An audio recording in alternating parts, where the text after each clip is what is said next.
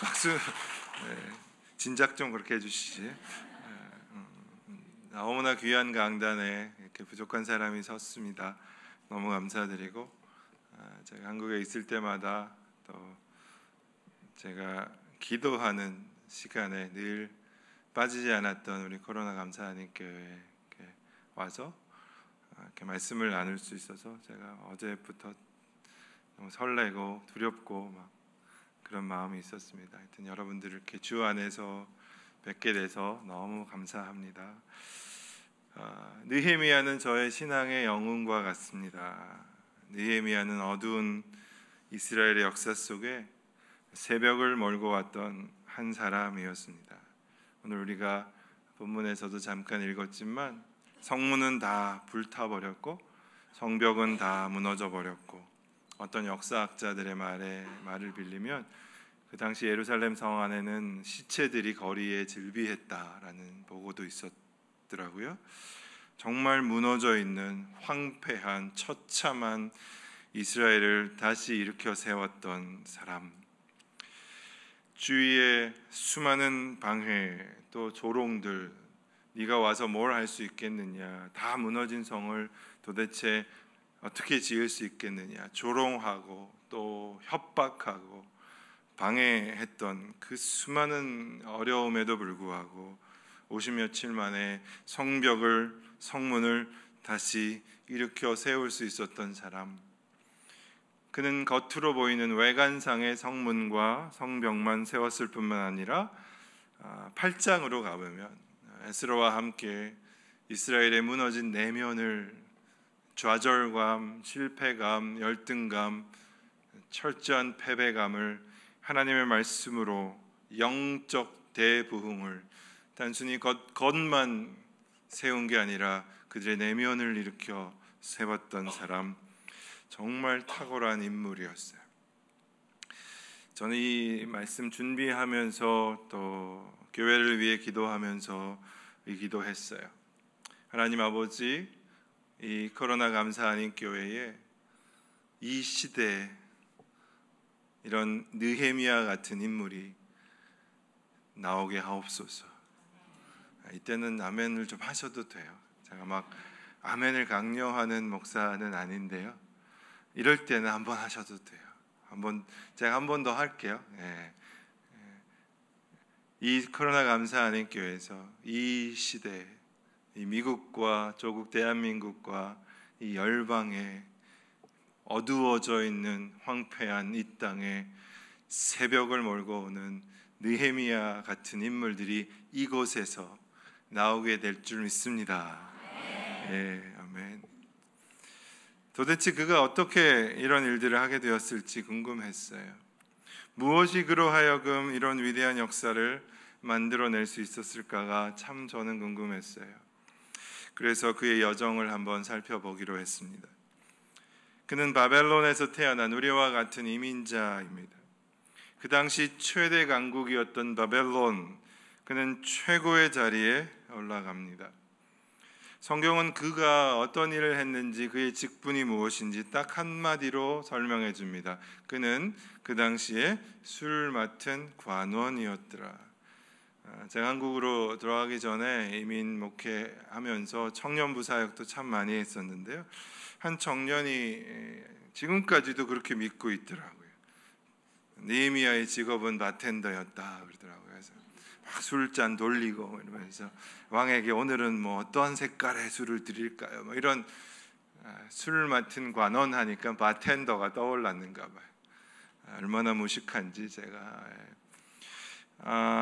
우리에게는 굉장히 생소한 직업이기 때문에 아마 그랬을 거예요. 지금 날에, 오늘날에 비추어서 이 느헤미야의 직업을 제가 한번 찾아보니까 가장 비슷한 직업은 대통령 경호실장 정도예요. 대통령 경호실장, 비서실장 정도 되는 왕의 가장 측근, 사실 최고의 자리에 올라갑니다. 그는 바벨론에서 최고로 성공한 사람이 되었어요. 편안하게 성공을 누리며 잘 살 수 있었어요. 충분히 그럴 수 있었어요. 근데 어느 날 예루살렘에 다녀왔던 한 사람이 조국의 비참한 상황을 전해줄 때 그의 인생이 변합니다. 사실 그의 인생만 변했을 뿐만 아니라 그의 조국 예루살렘, 이스라엘의 미래가 달라져 버립니다. 이 사건이 결정적인 사건이었어요. 그가 조국의 비참한 현실을 듣고 나서, 그 황폐한 모습을 듣고 나서 그는 금식하기 시작합니다. 그는 하나님 앞에 기도하기 시작합니다. 하나님, 우리 조국을 구원한 방법을 알려주세요. 예루살렘 성을 다시 회복시켜 주세요. 하나님, 은혜를 베풀어 주세요. 그는 그냥 기도한 게 아니라 금식하기 시작합니다. 하나님이 그에게 은혜를 베푸시고 그 바벨 왕의 마음을 움직여 주시고 느헤미야를 예루살렘 총독으로 임명하고 예루살렘 성벽과 예루살렘 성벽을 재건할 수 있는 모든 자원들을 제공할 것을 약속합니다. 그는 바벨론에서 예루살렘까지 2달에 걸쳐 1300km의 여행을 시작합니다. 그리고 드디어 예루살렘에 도착합니다. 그가 얼마나 기다려왔던 시간인가요? 그가 얼마나 기도하며 금식하며 예루살렘에 왔을까요? 먼 거리를 정말 한숨에 달려왔을 것입니다. 그가 해야 될 일이 그냥 우리가 조금만 생각해와도 얼마나 많을까요? 그의 마음이 얼마나 급할까요? 예루살렘의 정치가들, 종교 지도자들을 만나 지금 상황이 어떤지도 좀 물어봐야 됐을 거예요. 주변에 여러 나라의 형세들도 살펴보고 그들에게 편지를 쓰거나 직접 만나서 그들과 이야기도 했어야 될 것. 이제 예루살렘 총독으로 정식으로 임명을 받았으니까 위임식 준비도 해야 되고, 누구를 초대할지, 순서는 어떻게 해야 될지, 언제 어디서 할지, 또 직접 현장을 방문해서 성벽이 얼마나 무너졌는지, 얼마만큼 보수해야 됐는지 도면도 그려보고 거기를 살펴봐야 하기도 했겠죠. 또 사람들을 또 어떻게 동원할 것인지, 얼마만큼 동원할 것인지, 어디에 어떻게 배치할 것인지, 그 앞에는 해야 할 일들이 산더미처럼 쌓여 있었을 거예요. 먼 거리의 여행의 필요를 풀 시간조차 없었을 거예요. 여러분, 느헤미야가 예루살렘에 드디어 도착한 다음에 무엇부터 했을 것 같으세요? 저는 그게 궁금했어요. 뭐부터 했을까? 느헤미야는 뭐부터 시작했을까? 여러분 같으면, 여러분이 느헤미야라면 이 상황에서 뭐부터 했을 것 같으세요? 저는 제가 한번 생각해 봤어요. 저는 아마 미팅을 만들고 사람들과 함께 이야기하고 상의하고 계획을 세웠을 것 같아요. 제가 성경을 읽기 시작했어요. 느헤미야는 뭐부터 했을까? 11장, 2장 오늘 읽은 11절, 12절을 읽으면서 그 비밀을 찾게 됐어요. 처음에는 많이 그냥 지나쳤어요. 너무 짧은 한 단어였기 때문에 한번 우리가 찾아보면 좋겠습니다. 11절을 한번 보시죠. 11절, 12절을 우리가 읽었지만 한 번 더 읽어보면 좋겠습니다. 그리고 한번 그 답을 찾아보세요. 시작. 내가 예루살렘에 이르러 머무른 지 사흘 만에 내 하나님께서 예루살렘을 위해 무엇을 할 것인지 내 마음에 주신 것을 내가 아무에게도 말하지 아니하고 밤에야 일어나 몇몇 사람들과 함께 나갈새 내가 탄 짐승 외에는 다른 짐승이 없더라. 그는 예루살렘에 도착한 지 3일이 지나서야 움직이기 시작했습니다. 그것도 대대적으로 요란하게 뭔가 대단한 일을 하는 것처럼 움직이지 않았습니다. 아무도 지나가지 않는, 아무도 보지 않는 밤에 몇몇 사람들을 데리고 아주 조용히 움직입니다. 그가 정찰을 다 하고 다녀왔는데 오늘 읽은 본문에 보니까 그가 어디에 갔었으며 그가 어디에 무엇을 했는지 아는 사람이 아무도 없었어요. 그가 3일이 지난 다음에 움직이기 시작했는데 그는 도대체 3일 동안 무엇을 했을까요? 성경은 그가 무엇을 했는지 전혀 보여주지 않지만, 말해주지 않지만 살짝 힌트를 주고 있어요. 그리고 1장에서 느헤미야가 했던 그 행동들, 1장에서부터 느헤미야의 삶을 보면 그가 무엇을 제일 먼저 했을지 쉽게 짐작할 수 있습니다. 1장에서 우리가 잠깐 살펴봤지만 그는 조국의 비참한 현실을 듣고 그렇게 가슴 아파하면서 그는 서두르지 않았어요. 그 당시 최고의 권력자인 왕을 찾아가서 부탁할 수 있는 위치에 있었어요. 그는 왕의 가장 최측근의 사람이었어요. 그는 재력가들을 만날 수 있었어요. 그는 힘 있는 사람들, 권력자들을 만날 수 있었어요. 얼마든지 사람들을 만나고 돈을 모으고 어떤 일들을 추진할 수 있었어요. 그는 그런 충분한 힘이 있었고 그런 위치에 있었어요. 못했기 때문에 안 한 게 아니에요. 충분히 할 수 있었어요. 하지만 그는 그렇게 하지 않았어요. 그때도 그는 조용히 하나님 앞에 기도하기 시작했어요. 하나님 앞에 앉아 금식하며 기도했어요. 4개월이 넘는 시간을 기도하면서 하나님의 때를 기다렸어요. 전 느헤미야의 리더십, 느헤미야의 삶, 느헤미야 같이 이 탁월한 이 시대에 대단한 영향력을 미치는 사람의 특징, the core value, 그의 인생을 움직였던 한 단어를 꼽으라 그러면 기도였어요. 기도의 사람 느헤미야. 그가 지금 예루살렘에 도착해서 무엇부터 했을까요? 그가 3일 동안 도대체 무엇부터 했을까요? 그는 분명히 이 3일 동안 하나님과 홀로 만나는 시간을 가졌을 것입니다. 3일이 지나서야 몇몇 사람들과 정찰을 나가면서 그가 고백합니다. 내 하나님께서 예루살렘을 위해 내 마음에 주신 것을, 내가 무엇을 해야 하는지 내 마음에 주신 것을 내가 아무에게도 말하지 아니하고, 그는 아무에게도 말하지 아니하고 아무하고도 상의하지 아니하고 그는 홀로 하나님 앞에 앉아서 하나님, 앞으로 내가 무엇을 할 수 있을까요? 하나님, 내가 어떻게 하면 좋을까요? 하나님 앞에 묻고 또 묻고 물었을 것입니다. 그는 사람들에게 묻기 전에, 뭔가 내가 계획을 세우기 전에 예루살렘 성벽의 재건이라는 민족의 대사업을 앞두고 하나님의 비전, 하나님의 능력이 그의 가슴에 부어질 때까지, 위로부터 부어지는 성령의 능력이 느껴질 때까지 그는 기다렸어요. 그는 움직이지 않았어요. 그는 기도했어요. 하나님이 마음의 감동을 주시니까 그때서야 움직이기 시작합니다.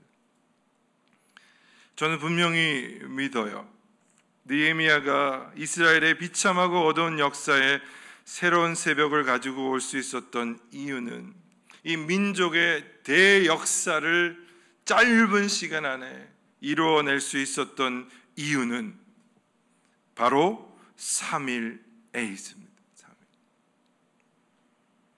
이 3일은 느헤미야의 인생의 결정적인 순간이었고요, 앞으로 펼쳐질 예루살렘, 이스라엘의 역사의 결정적인 사건이었어요. 결정적인 사건. 사랑하는 성도 여러분, 여러분에게는 이 3일이 있습니까?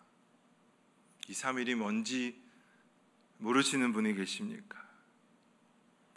주님의 뜻과 비전, 주님만이 주실 수 있는 능력을 구하는 그 3일이 있습니까? 자녀의 미래를 하나님 앞에 맡겨드리는 그 3일이 있습니까? 혹시 우리는 이 3일을 별로 중요하지 않는 시간으로 여길 줄 모르겠어요. 이 3일이라는 시간이 마치 좀 허비하는, 낭비하는 것처럼 느껴질지 모르겠어요. 3일이라도 좀 더 빨리 좀 일을 하는 게 훨씬 더 지혜로운 게 아니냐고, 효과적인 건 아니냐고 따져 묻는 분이 여기 계신지 모르겠어요. 느헤미야를 보면서 3일이 지나서야 더디게 움직이는 느헤미야를 보면서 좀 답답하다 그렇게 생각하는 분이 있는지 모르겠어요. 맞아요. 우리가 살고 있는 세상은 모두가 빨리빨리해요. 빨리빨리. 우리는 속도의 생명을 걸고 빠름을 자랑합니다. LTE, 5G, 속도가 최고의 우상이 된 지 참 오래됐어요. 조금만 음식점에 가도 음식점에 가서 조금만 음식이 늦게 나와도요, 막 난리예요, 난리. 서비스가 안 좋다느니 막 난리예요. 우리 아들이 여기 없는데 흉을 좀 봐야 되겠어요. 우리 아들이 가끔은, 자주 매일 그렇지도 않지만 가끔 이제 음식점에 가서 주문을 하면 딱 핸드폰을 꺼내고 스탑워치를 딱 누릅니다. 초로 1분 안에 음식이 오면 막 good service 하면서 막 팁 많이 줘 아빠 막 이러고, 1분이 넘어가면 no tip 뭐 이러고 막 이래요. 기다리지를 못해요. 그냥 기다리는 동안 서로 얘기도 좀 하고 이러는데 시간이 몇 분 만에 나오는가, 그런 적이 있었어요.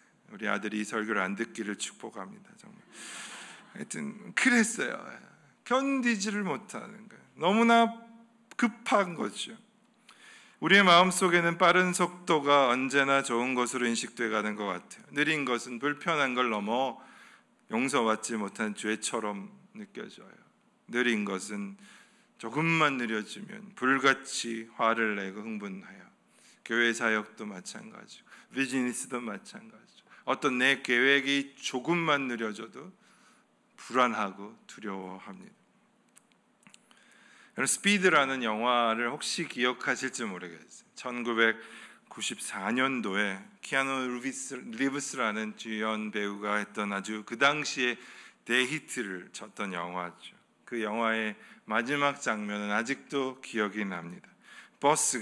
버스에 이제 폭탄을 누군가 설치했는데 버스가 80km 이상 달리지 않으면 버스가 폭발하게 돼 있었어요. 버스 안에 있는 모든 사람의 생명은 버스가 달리는 속도에 달려 있었어요. 도심에서 80km를 계속 달릴 수가 없으니까 비행기 활주로를 찾아서 그 활주로에서 계속 달리는 거의 마지막 장면이 아직도 기억이 납니다. 이 영화를 보고 나서 저는 이런 생각해 봤어요. 이 스피드라는 영화는 우리 현대인의 삶을 정말 적나라하게 보여주고 있구나. 늘 일에 쫓겨가면서, 계획에 쫓겨가면서, 무엇에 쫓겨다니는, 바쁘게 살아가는 생활, 무엇을 내야 되고 여기에 맞춰야 되고, 스피드 안에 있는 버스처럼 달려가고 있는 거죠. 조금만 속도를 늦추면 불안해서 견딜 수가 없는 거죠. 조금만 나를 기다리게 해도 짜증이 나는 거죠. 이런 우리에게 느헤미야의 3일은 답답해 보입니다. 너무 느려도 안 되죠. 무조건 느리게 하라는 게 아니에요. 빨리 처리할 일이 있습니다. 하지만 우리가 늘 시간에 쫓겨가면서, 늘 바쁘게 살아가면서, 너무 바빠서, 너무 정신이 없어서 하나님 앞에 단 1분도 앉아 있을 수 없다면 이거는 아주 심각한 것입니다. 영적으로 아주 심각한 것입니다. 지금도 몸은 지금 예배를 드리고 있는데요, 혹시 여러분의 마음은 다른 일 생각하는 것, 이거 마치고 또 뭐 만나야 될 사람들, 예배 마치고 해야 될 일들, 예배 마치고 오늘 저녁에 뭘 먹을까, 누구를 만날까, 무슨 미팅을 할까, 그런 생각 때문에 마음이 바쁘신 분이 계신지 모르겠어요.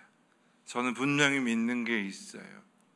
지금 우리가 드리는 이 시간 11시 24분, 이 시간에 예배보다 중요한 시간은 아무것도 없어요. 코로나 감사하는 교회 이 가족 공동체가 함께 모여서 함께 이 교회에 부어주시는 하나님의 비전과 뜻을 구하고 하나님의 얼굴을 구하고 하나님이 세우신 이 코로나 감사하는 교회를 향한 하나님의 뜻을 구하는 이 시간보다 더 중요한 시간은 없습니다. 다른 미팅도 해야 되고 사람도 만나야 되고 계획도 세워야 됩니다. 그것도 다 중요하지만 가장 중요한 시간은 온 성도들이 함께 이 자리에 이 시간에 함께 하나님의 얼굴을 구하는 바로 지금이에요. 지금 이 시간을 놓친다는 것은 미래를 놓치는 것이죠. 이 시간에 이 예배의 시간이 코로나 감사하는 교회의 미래입니다. 미래. 이 함께 드리는 이 시간이 여러분의 자녀들의 미래가 걸려 있는 거예요. 미래가 걸려 있는 거예요. 느헤미야가 가졌던 이 3일에 이스라엘의 미래가 걸려 있었다고요. 미래가 걸려 있었다. 우리 모두가 이 3일이 있었으면 좋겠습니다. 아멘. 정말입니다. 내가 앞장서지 아니하고 하나님이 움직이실 때까지 기다릴 수 있는 3일. 제가 사역하면서 깨달은 몇 가지가 있는데요. 저도 6년 전에 한국으로 들어가기 전에 한 18년, 19년 이민 생활하면서 교회 사역을 계속했어요. 거기서 제가 깨달은 게 있어요. 주님과 동행하는 사람과 주님과 동행하지 않는 사람의 특징이 있더라고요. 특징. 제가 깨달은 특징은 이거예요. 주님과 동행하는 사람의 특징은 서두르지 않으시더라고요. 서두르지 않으시더라고요. 반대로 주님과 동행하지 않는 사람 분들의 특징을 보니까 기다리질 못하세요. 기다리지 못하고 이 사람 저 사람 만나느라 바쁘고 내 힘으로 뭔가 해보려고 막 뛰어다녀요. 늘 조바심이 있고 늘 불안하고 두려워하는 모습들을 봤어요. 하지만 자신의 삶을 하나님께 완전히 맡긴 사람은 서두르지 않아요. 좀 더디 보여도 뭔가 내 뜻대로 안 되고 뭔가 일이 금방금방 진행되지 않아도 하나님 앞에서 3일을 보내실 수 있더라고요. 한 신학자가 이런 말을 한 적이 있어요. 홀로 있음 없이는 영적인 삶을 산다는 것은 절대로 불가능하다. 엘리야 선지자는 바위를 쪼개는 강풍 속에서도 땅을 뒤엎어버리는 지진 속에서도 모든 것을 태워버렸던 불 속에서도 하나님을 만나지 못했다. 그는 고요함 속에서 귀에 부드럽게 속삭이시는 하나님의 whisper, 고요함 속에서 하나님의 세미한 음성을 들었다 그랬어요. 우리 마음이 너무나 바쁘고 시끄러우면 하나님의 음성을 들을 수 없단 말이겠죠. 고요함 속에서 비로소 하나님의 음성이 들립니다. 우리 삶에 조용히 침묵하며 하나님의 말씀을 듣는 시간을 의도적으로 만들어내지 못한다면 우리의 삶 속에서 이 느헤미야의 3일을 의도적으로, 잘 들어주세요. 의도적으로. 여러분, 그냥 이 시간이 주어지지 않아요. 내가 의도적으로 떼어놓지 않는다면 매일의 삶이 지나가면서, 요즘은 하루하루의 단위가 아니라 저는 요즘 가끔요 일주일 단위가 하루 같아요. 한 달이 어떻게 지나간지 모르겠어요. 때로는 1년이 어떻게 지나간지 모르겠어요. 여러분 믿어지세요? 2019년이 7월이 다 지나가요 지금. 여러분 그냥 지나간다고요. 우리가 하나님과 만나는, 하나님의 말씀을 고요함 가운데 듣는 이 느헤미야의 삶을 우리 삶 속에서 의도적으로 떼어놓지 않는다면 이 바쁜 시대에 하나님과 동행하는 건 불가능합니다. 불가능. 좀 제가 강한 어조로 말씀드려 볼까요?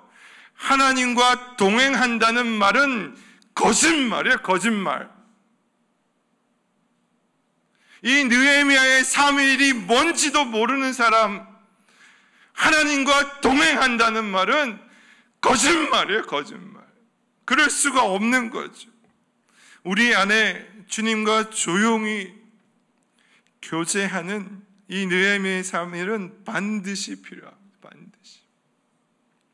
있어도 되고 없으면 없어도 되고 있으면 좋고 이런 시간이 아닙니다. 사실 저에게는 잊을 수 없는 장소가 하나 있어요. 지금도 마음이 힘들고 분주하면 그 장소가 떠올라요.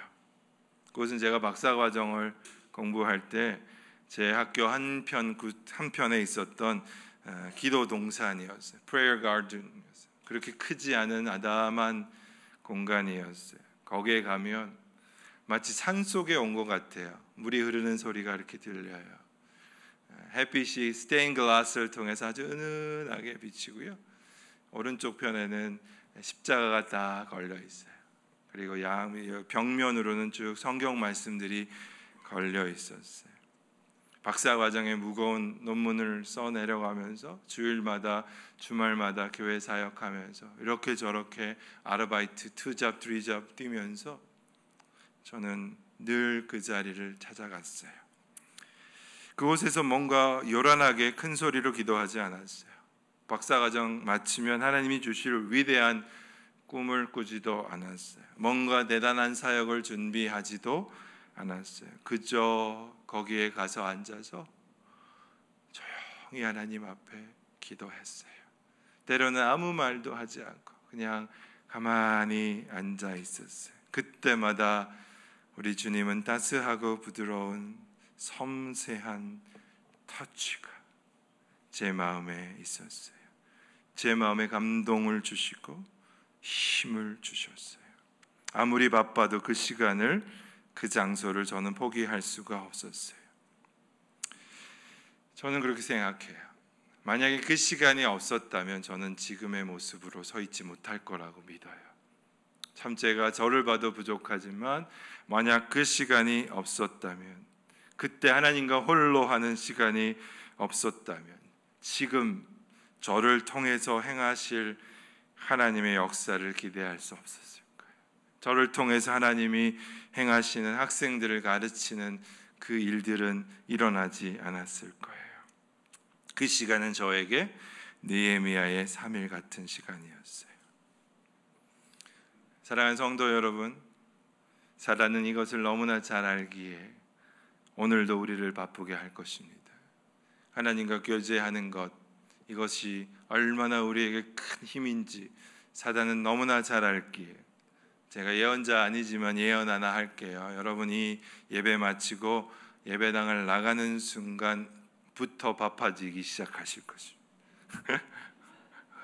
제 말이 맞을 겁니다. 우리 삶에, 우리 바쁜 일에 마음이 다 뺏길 거예요. 이 시대에 우리가 필요한 게 참 많겠지만 저는 그렇게 믿어요. 이 시대에 우리가 가장 필요한 것은 느헤미야의 3일입니다. 너무나 바쁘게 지내면 하나님의 음성을 들을 수가 없어요. 하나님과 교제할 수가 없어요. 이 악한 시대에 신실한 그리스도인으로 살아갈 방법이 없어요. 느헤미야의 3일이 없이 우리가 거룩하게 살아갈 능력이 어디서 오겠냔 말이에요. 왜 이 세상이 이렇게 황폐해졌어요? 왜 이 땅에 그리스도인이 이렇게 무능력합니까? 왜 이 땅에 교회가 이렇게 힘이 없습니까? 왜 세상이 교회를 걱정하는 시대가 되었나요? 교회가 세상을 걱정하고 교회가 세상을 위해 기도했던 시대가 이제는 오히려 세상이 교회를 걱정하고 있나요? 누구의 잘못입니까? 왜 이렇게 우리가 살아가는 세상은 점점 어두워져 가고 악해져 갑니까? 세상이 악하다고, 세상이 부조리하다고, 정부가 무능력하다고 탓만하고 계시겠습니까? 이런 것이 하나님이 살아계시지 않아서입니까? 하나님이 말씀하지 않아서입니까? 하나님이 능력이 없는 분이라서 그러십니까? 하나님이 우리를 사랑하지 않으시는가요? 아니에요. 우리의 삶에 하나님을 만나는 시간이 없기 때문이에요. 없기 때문에. 우리 삶에 하나님의 얼굴을 구하는 시간이 없기 때문이에요. 우리가 너무 바쁘기 때문이에요. 우리 예수님은 30년 평범한 몫으로 지내셨어요. 그리고 그 인생의 마지막 3년 동안을 사역하셨죠. 저는 어릴 때 늘 이게 불만이었어요. 불만. 예수님이 왜 조금 더 일찍 사역을 시작하지 않으셨나? 한 20살쯤, 제가 좀 받으려서 25살쯤, 좀 일찍 좀 사역하셨으면, 좀 더 많은 사역을 하고, 좀 더 많은 병자들을 치료하시고, 더 많은 사람들 앞에서 설교해 주시고, 더 많은 제자들을 만드셨을 텐데 왜 하필이면? 예수님은 서두르지 않으셨어요. 그는 30년 동안 충분히 하나님과 교제하셨고 하나님의 뜻을 붙잡고 하나님의 때를 기다리셨어요. 예수님의 공생애를 처음 시작하셨을 때 예수님이 제일 먼저 하신 일이 뭔지 아세요? 40일 동안 광야에서 홀로 기도하셨어요. 예수님이 제자들을 세우시기 전에 뭐 하신 줄 아세요? 홀로 하룻밤을 기도하셨어요. 5,000명을 먹이시고 기적을 행하신 후에도 예수님이 뭐 한 줄 아세요? 그 무리와 제자들을 먼저 보내시고 혼자 계셨어요. 바쁘신 사역 가운데서 늘 한적한 곳을 찾아 기도하셨어요. 십자가의 고난이 기다리는 예루살렘으로 들어가시기 전에 골고다 언덕에서 홀로 기도하셨어요. 예수님의 삶은 언제나 조용한 곳에서 하나님과 함께하는 시간으로 채워져 있었어요. 이게 예수님의 구원 사역의 core value, 핵심 가치였어요. 우리 예수님도 그렇게 사셨는데 우리는 어떻게 살아야 하나요? 아니요, 우리는 어떻게 살아가고 있나요? 우리 삶이 얼마나 만만하지 않은 거 제가 잘 알아요. 저도 아까 말씀드렸죠. 한 18년, 19년 이민자로 살았어요. 보스턴, 애틀랜타, LA, 버지니아 지나다니는 곳마다 얼마나 많은 성도들이 투잡, 트리잡 뛰시면서 거기에다가 교회를 신실하게 얼마나 섬기시는지, 얼마나 최선을 다하시는지 존경스러운 마음이 들어요. 하지만 우리 삶이 아무리 바쁘고 힘들어도 우리가 살아가는 진짜 힘은 하나님과 만나는 시간에서 나온다는 걸 저는 믿습니다. 아무리 바빠도, 아무리 우리 삶이 힘들어도, 아무리 주위에서 나를 넘어뜨리려 해도 내 가슴 깊이 터져 나오는 찬양, 누가 뭐라 해도, 주위에서 아무리 걱정해도 나를 알고 계시고 주님이 나의 길을 인도하신다는 그 흔들리지 않은 믿음. This is my story, this is my song, praising my Savior all the day long. This is my story, this is my song, praising my Savior all the day long. 같이 해볼까요? 이것이 나의 간증이여, 이것이 나의 찬송일세. 나 사는 동안 끊임없이 구주를 찬송하리라. This is my story, this is my story, this is my song, praising my Savior, praising my Savior all the day long, all the day long. This is my story, this is my song, this is my song, this is my song, praising my Savior, praising my Savior all the day long. 아멘. This is my story. 주님 누가 뭐라 해도, 주위에서 아무리 걱정해도, 아무리 안 된다 그래도 주님과 나만의 이야기가 있습니다. 흔들리지 않는 믿음. This is my song. 절망 가운데 부르는 감사의 찬양. 그 찬양이 우리에게 있기를 기도합니다. 말씀을 맺겠습니다. 사랑하는 성도 여러분, 우리에게 이 느헤미야의 3일이 있기를 기도합니다. 혹시 잊어버리셨다면, 예전에는 알았는데 까마득해 잊어버리셨다면 이 느헤미야의 3일이 회복되기를 기도합니다. 느헤미야는 민족의 대역사, 예루살렘의 성벽과 성문을 재건하는 일에 그의 힘이나 능력으로 하지 않았어요. 그는 철저히 하나님을 의지했어요. 그럴 수 있었기 때문에 그는 3일 동안 고요한 침묵의 시간을 하나님과 홀로 가졌어요. 이 느헤미야의 3일은 절대로 그에 있어서 낭비한 시간이 아니었어요. 느헤미야는 적극적으로 이 3일을 선택했어요. 느헤미야는 이 고요한 주님을 만나는 이 시간을 선택했어요. 느헤미야에게 하나님과 기도하는 시간은 차선책이 아니라 최고의 방법이었어요. 최고의 방법. 그가 선택할 수 있는 the best method, the best one, the best of best.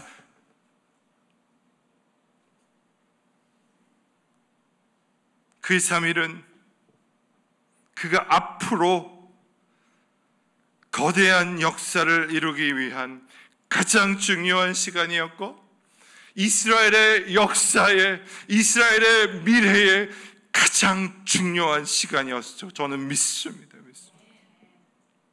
우리 코로나 감사하는 교회를 향한 하나님의 음성을 듣고 하나님의 뜻과 비전을 구하는, 위로부터 그냥 부어지는 그 성령의 능력을 구하는 이 3일이 우리 교회 안에, 우리 코로나 감사하는 교회에 있기를 기도합니다. 우리 부모님들이 이 3일을 가져야 우리 자녀들의 미래가 열려요. 우리 멕시코 선교를 위해서 우리 담임 목사님 그렇게 강조하셨는데, 우리 아이들의 비전을 위해서 기도하자고 해주셨는데 저는 너무너무나 감사해요. 예스! 여러분들의 기도가, 여러분들이 하나님께 구하는 이 시간이 우리 자녀들을 이 시대의 느헤미야로 세워낼 것을 믿습니다. 이 느헤미야 3일의 어두운 이스라엘 백성의 찬란한 새벽을 이끌어 왔듯이 우리가 보기에는 참 부족해 보이는 게 참 많지만, 우리를 통하여 하나님이 세우신 이 코로나 감사하는 교를 통하여 하나님의 역사가 이 땅에 이루어질 것을 믿습니다. 우리에게 맡겨주신 자녀 한 명 한 명이, 우리 공동체가 가지는, 우리 한 사람 한 사람이 가지는 이 느헤미야의 3일을 통해 이 이민 땅, 이 지역, 미국과 조국과 열방의 느헤미야와 같은 인물들이 계속해서 일어날 줄로 믿습니다. 하나님 감사합니다. 우리에게 이 느헤미야의 3일을 회복시켜 주십시오. 하나님의 꿈을 붙들고 하나님의 능력을 감당할 수 있는, 주님 앞에 잠잠히 기도하는 이 3일을 우리에게 주십시오. 우리 진짜 힘은 하나님을 만나는 시간에서 나온 것을 알고, 우리 삶이 아무리 바쁘고 힘들어도 주님을 만나는 이 3일을 선택하게 해 주십시오. 우리 코로나 감사하는 교회를 통해서